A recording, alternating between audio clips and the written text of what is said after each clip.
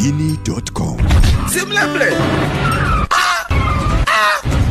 Mama! Picha linaanza mabibi na mabwana, na hii ni Tafakari AI, na hii series inaangalia AI na elimu, ikiwa ni sehemu ya pili baada ya kuona maoni yako kwa ile sehemu iliyopita.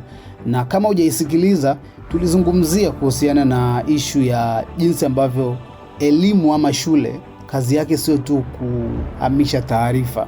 So usidhani AI imekuja kuua shule, lakini imekuja kubadilisha namna ambavyo shule itakuwa na function. Lakini kitu ambacho tulikuwa tujajua, je, ishu ya VET, ishu ya chuo kikuu itakuwaje kwa mfano? So tunaanzia pale kuitafakari zaidi, na lengo ni kuhamisha tafakari yako zaidi. So anaitupitisha kwenye hii tafakari ni yule mkali wa hizi kazi, Razim Tamaduni. Kwa hiyo tatizo si kwamba AI na akili nyingi. Tatizo ni kama sisi tumekuwa tukifundisha watoto kutumia akili zao kwa kiwango cha juu. Na hapa ndipo tunafika kwenye tafakari muhimu. Kama AI imebadilisha namna tunavyopata taarifa, je, inamaanisha mfumo mzima wa elimu lazima ubadilike? Na kama utabadilika, je, bado tutahitaji vyuo, madarasa na vyeti kama tunavyovijua leo? Na hapo ndipo tunaingia kwenye sehemu ngumu zaidi ya tafakari. Mustakabali wa degree, vyeti na thamani ya elimu rasmi dunia ya AI. Je, tuendelee ama tusiendelee? Wasomi mpo? Kwa miaka mingi dunia imekuwa na mfumo mmoja mkubwa wa kuthibitisha kwamba mtu ana uwezo fulani. Mfumo huo ni vyeti. Ukitaka kuwa daktari, kuna njia maalum. Ukitaka kuwa mhandisi, kuna njia maalum. Ukitaka kuwa mwalimu, kuna njia maalum. Ukiulizwa kama mtu ana elimu, mara nyingi swali la kwanza huwa umesoma wapi, na sio unaweza kufanya nini. Hii ndio nguvu ya formal education. Ni mfumo unaotengeneza njia rasmi ya kumwandaa mtu na kumpa uthibitisho kwamba amepitia hatua fulani za kujifunza. Na kwa sehemu kubwa ya historia, mfumo huu umefanya kazi vizuri. Kwa sababu zamani tatizo kubwa lilikuwa moja: jinsi ya kujua nani kweli ana ujuzi. Fikiria miaka 100 iliyopita. Kama mtu angekuja na kusema, mimi najua tiba, naweza kutibu watu, jamii ingejuaje kama kweli anajua? Kama mtu angeweza kusema, mimi ni engineer, ni nani angeweza kuthibitisha uwezo wake? Ndio maana taasisi zikawa muhimu. Vyuo vikuu vikawa sehemu ya kuchuja, kufundisha na kuthibitisha uwezo. Cheti kikawa ishara ya uaminifu. Kampuni ikiona shahada fulani, ilikuwa na uhakika kwamba mtu huyo amepitia mafunzo fulani. Lakini sasa mazingira yameanza kubadilika, na sababu kubwa ni moja: maarifa yamehama kutoka kwenye majengo kwenda kwenye mtandao. Na sometimes tunafikiri AI ndio kitu cha kwanza kilichotikisa mfumo wa elimu, lakini si kweli. AI imekuja kuongeza kasi ya mabadiliko ambayo tayari yalikuwa yameshaanza. Miaka kadhaa iliyopita, mtandao ulianza kuvunja ukuta kati ya mtu na maarifa. Mfano, zamani ili uwe na ujuzi fulani ulipaswa kwenda sehemu maalum. Leo unaweza kujifunza karibu kila kitu kupitia vitabu vya kidigitali, kozi mtandaoni. Kuna chuo kikuu kinaitwa Open University. Kuna mafunzo ya video aka masterclasses kibao na jamii za wataalamu. Kuna mijadala ya watu wenye experience kubwa mitandaoni. Na sasa AI imeongeza kitu kipya. Haikupi taarifa, inaweza kukuelekeza kwenye mchakato wa kujifunza. Inaweza kukuelezea kwa lugha unayoielewa, inaweza kukupa mazoezi, inaweza kukupa mrejesho. Kwa lugha nyingine, AI inaweza kuwa mwalimu binafsi anayepatikana muda wowote. Hii inaleta swali kubwa: kama mtu anaweza kupata ujuzi mkubwa nje ya darasa, je, lazima kila ujuzi upitie chuo? Na hapa ndipo inakuja hoja ya formal education versus informal education. Hapa ndipo tunahitaji kutofautisha vitu viwili.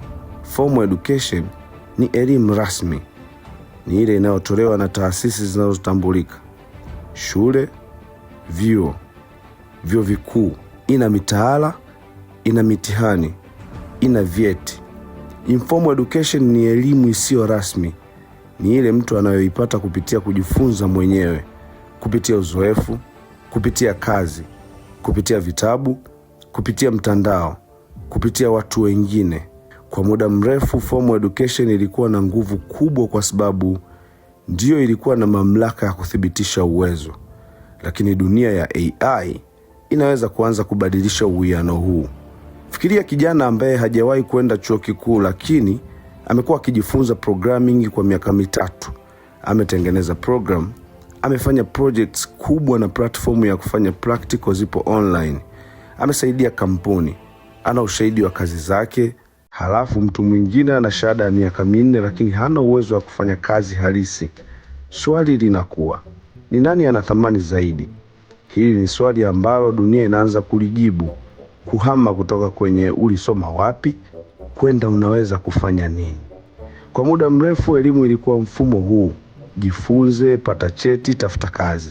Lakini dunia ya AI inaweza kuleta mfumo mwingine: jifunze, tengeneza kitu, onyesha uwezo wako, pata nafasi. Hii haimaanishi vyeti vitatoweka, na sio simple hivyo, kwa sababu baadhi ya maeneo bado yanahitaji uthibitisho rasmi. Huwezi kusema nimejifunza upasuaji kupitia YouTube, nipe mgonjwa. Huwezi kusema nimeangalia video za sheria, nipe kesi ya mahakama nikamtetee Tundu Lissu.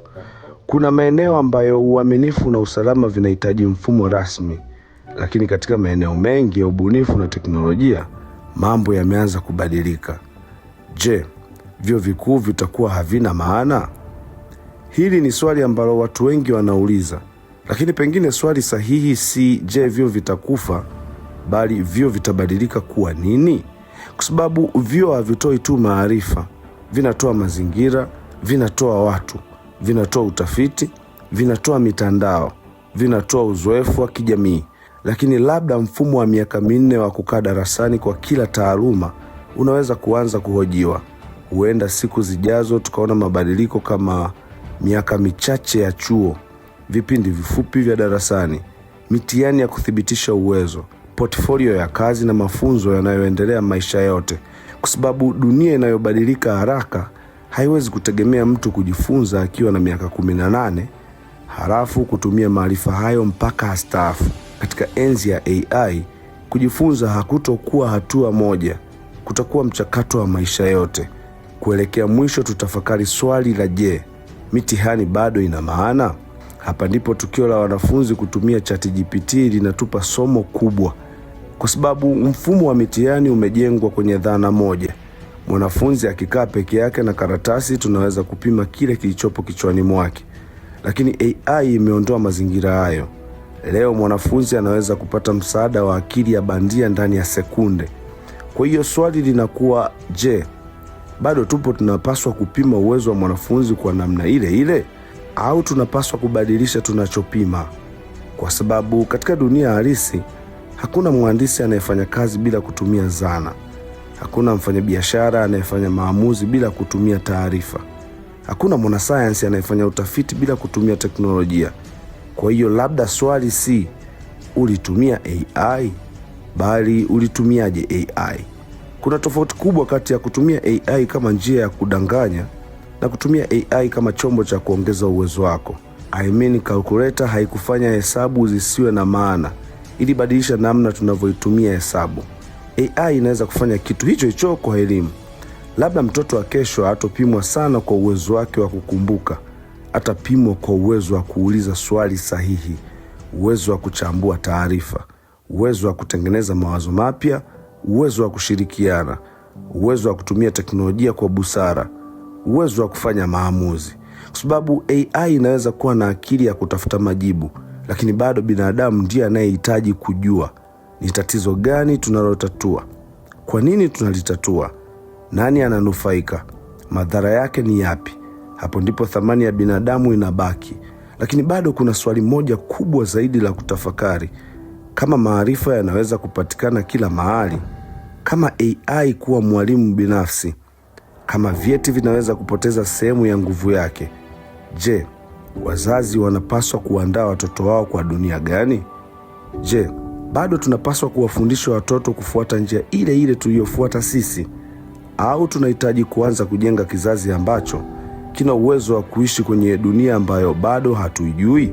Hapa ndipo tutakapomalizia safari hii na kuruhusu tafakari iendelee.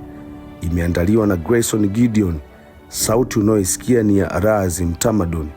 Shuaimadini.com, taarifa na maarifa. Hii ni madini.com.